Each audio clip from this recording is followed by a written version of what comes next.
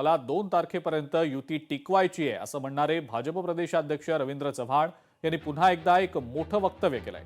2 नंबरला काही किंमत नसते असा टोला त्यांनी लगावलाय आणि त्यांच्या या वक्तव्यानं पुन्हा एकदा महायुतीमध्ये वादाची ठिणगी पडल्याचं बोललं जात आहे।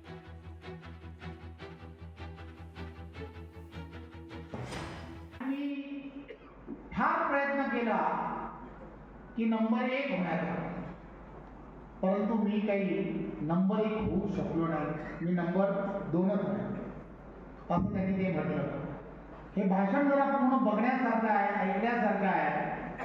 त्यांनी असं म्हटलं, सभागृहात असं म्हटलं की बाबांनो, तुम्हाला म्हणून सांगतो की नंबर 1 हा नंबर 1च असतो, नंबर 2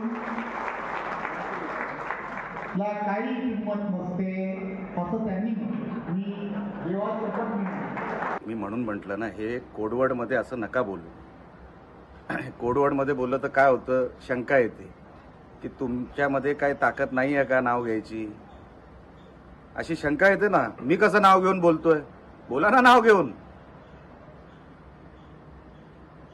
कोणी थांबवलंय तुम्हाला? आता तुम्ही एवढ्या मोठ्या पदावर आहात तर तुम्ही बिनधास्तपणे बोललं पाहिजे।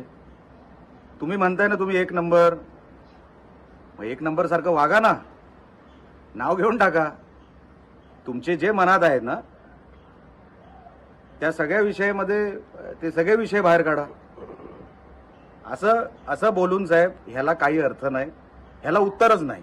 कुठला संदर्भ घेऊन बोलले असतील, काय बोलले असतील, जरा मला त्या ठिकाणी पूर्ण माहिती घ्यावी लागेल। पण राज्याचे मुख्यमंत्री देवेंद्र फडणवीसजी खऱ्या अर्थाने आज त्या ठिकाणी सरकारमध्ये आहे। मागच्या वेळी एकनाथ शिंदेजी होते, शेवटी एकनाथ शिंदेजी आमचे नेते राहिलेले आहेत, आता देवेंद्रजी आहेत। आणि त्यामुळं कुठला संदर्भ घेऊन रवींद्र चव्हाणजी बोलले आहेत ते मिळतात आम्ही चर्चा करू। लोकशाही मराठी ऐका, पहा, जागरूक रहा।